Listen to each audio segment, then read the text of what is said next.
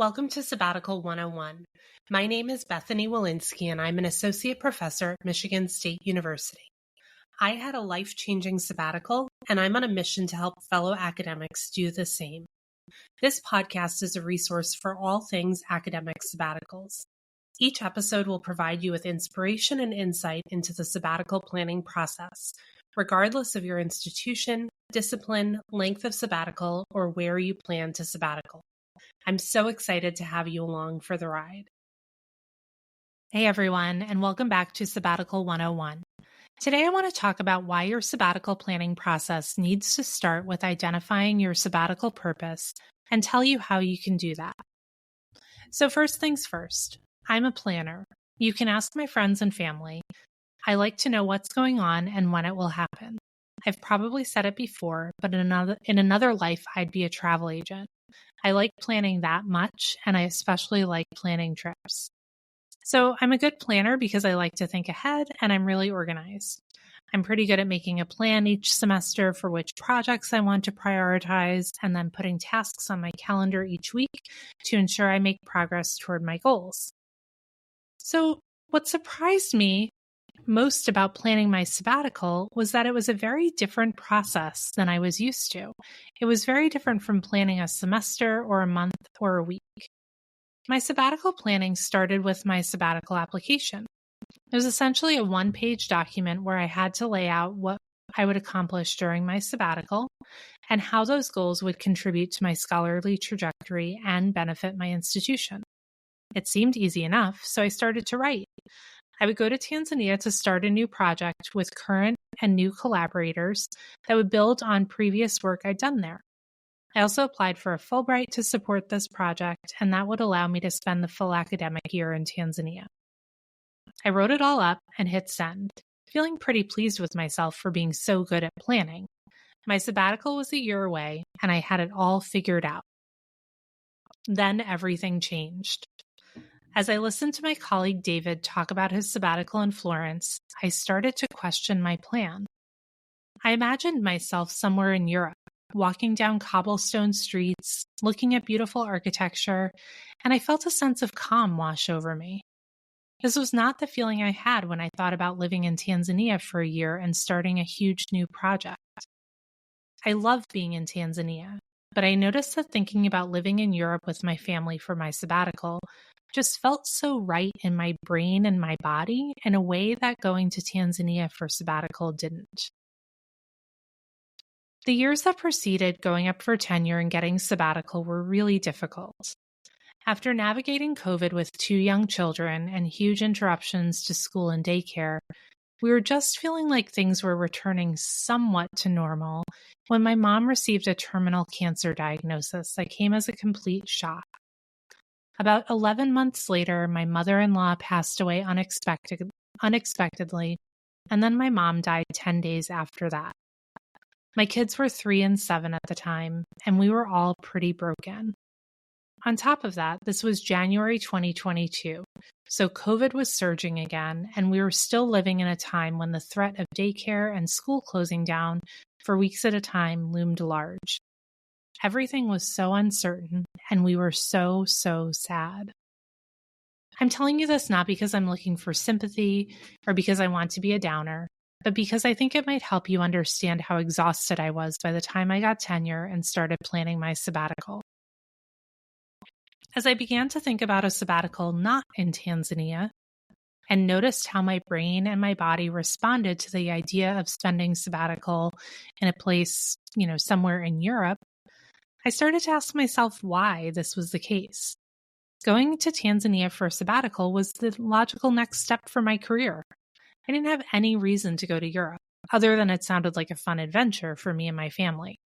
So why was this idea pulling at me so much? After thinking it over for a while, I realized that my feelings about these 2 sabbatical options had to do with what I needed from my sabbatical. This was a question that I had not yet stopped to ask myself. What did I need and want from my sabbatical? Once I asked myself this question, everything started to become so clear. What I needed and wanted from my sabbatical was to overcome my burnout and exhaustion. I was already stretched so thin emotionally that what I needed was not to plunge into a new project, but to take care of myself so that I could get some perspective on my scholarly agenda and come back to my research refreshed and ready to engage with it productively.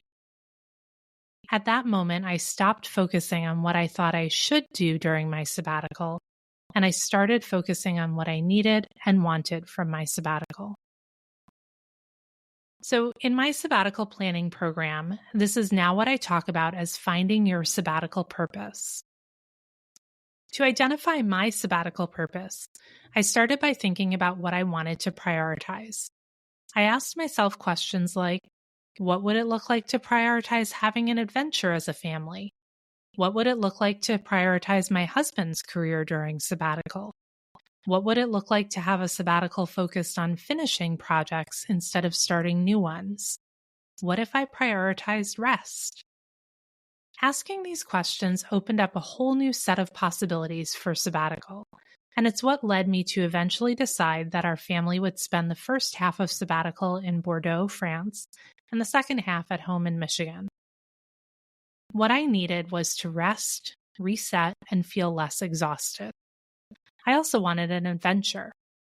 Living in Bordeaux gave me what I needed. I did almost no work during those months and focused on my mental health and well-being. By the time we came back to Michigan, I was energized and ready to re-engage with my work. Now, you may be thinking, well, that's nice for you, Bethany, but I can't move to France for my sabbatical. I totally get it. I'm not saying you have to move to France to make the most of your sabbatical. What I am saying, though, is that before you start writing your sabbatical application or thinking about the projects you'll work on and making a list of the articles you'll submit, you need to take time to figure out what you need and want from your sabbatical. Start with your sabbatical purpose and then make a plan from there. I'll give you an example from one of my clients, Beth. When Beth and I started working together on her sabbatical, she was trying to decide whether she should stay home or go to Uganda for part of it. Beth has done research in Uganda, loves to travel, and her background is in comparative education. So going to Uganda for sabbatical made a lot of sense. However, Beth's husband would have to take a leave of absence for work if they did this, and she wasn't sure about all the logistics of moving her family to Uganda. By the time we started working together, Beth had pretty much decided that she'd just make a plan for both versions of her sabbatical, the one where she stayed home and the one where she and her family went to Uganda, and then at some point in the future, she'd figure out, make a decision about what to do. Just a few weeks into my sabbatical planning program, Beth realized that staying in Minnesota for sabbatical was the version that aligned best with her personal and professional priorities. She described feeling a sense of loss when she decided not to spend her sabbatical abroad, but also a sense of relief. Instead of staying tied to the sabbatical she thought she should have, Beth decided to lean into the one that she believed made the most sense for her in her current season, both personally and professionally. Now, it's coincidental that my story and Beth's both revolve around choosing not to go to East Africa for sabbatical. And I definitely don't want you to come away from this thinking that I'm advocating for taking sabbatical in one geographic region over another, or that I'm in favor of sabbaticals away versus sabbaticals at home, or vice versa. What I want you to take away from this is that a really critical part of the sabbatical planning process is identifying what you need and want from your sabbatical. In my case, and in Beth's case, this involved making a distinction between the version of sabbatical we thought we should take and the one that best fit our personal and professional needs and goals in our current season. I've mentioned this idea of seasons a few times, and I've also talked about it in other episodes, so let me just pause here to explain what I mean. I got this idea from Kendra Adachi, who's the host of the Lazy Genius podcast and has written several books about planning and prioritizing. In her work, Adachi talks a lot about living in your season. She stresses the importance of realizing that our lives and situations are constantly in flux, and that rather than have rigid rules or routines that we always abide by no matter what the circumstances, we can learn to live and lean into our current season. So here are a few examples of what a season and living in your season might look like. As academics, we tend to already operate seasonally.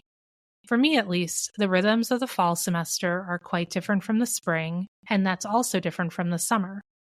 Depending on how many classes I'm teaching in a given semester and what my professional goals are, I adopt slightly different rhythms and routines. I also commute for an hour to campus, so the number of meetings and classes I have during a semester really greatly affects my rhythms and routines. When I teach less and have fewer meetings, I don't have to go to campus as often, and so time feels a bit more expansive. Then summer is completely different. I'm not on contract. I'm not commuting. My kids are in summer camp, and we also take some time for family travel. I can't follow exactly the same routines in every season because I have different needs and priorities in different seasons. We can also have different seasons in our careers. The post-tenure season that I entered a few years ago is very different from my pre-tenure season. The stakes feel lower in this season, and I'm less stressed about unexpected interruptions. Your seasons may be defined by projects you're working on, the ages of your children and the developmental stages that they're in, your partner or spouse's career situation, your financial situation, and any number of other variables. Right now, my family is in a season where my son just started playing travel baseball, so we're figuring out what that means for our rhythms and routines. It's meant some nights we eat cereal for dinner, and we also eat a lot of sandwiches, and that my husband and I have more one-on-one time with each of our kids, but somewhat less time with each other. It also means sometimes my workday ends earlier, and I make up for it while I wait for my son to be finished with practice.